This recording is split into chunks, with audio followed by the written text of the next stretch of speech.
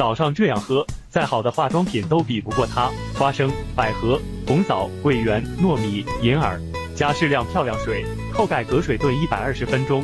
1个星期喝2次，你就是街上最靓的妞。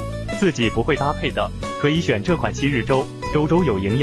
在鸡腿里大方的加入牛奶，意想不到的吃法。我们加入香叶，半个洋葱的洋葱丝，再加入1块黄油和适量的黑胡椒，先不加盐，盖盖炖煮鸡腿，煮上半个小时，鸡腿会变得非常软烂，而且充满着奶香。牛奶煮熟的鸡腿取出，给煮熟的鸡腿裹上面粉、鸡蛋液、面包糠，只要裹一遍就行了，特别好成型。锅中倒入宽油，直接油炸鸡腿。因为在黄油牛奶里提前煮熟，我们只需用大火把外面炸至金黄即可，所以这个鸡腿炸的时间非常短。其实相对来说，它吃进去的油是很少的。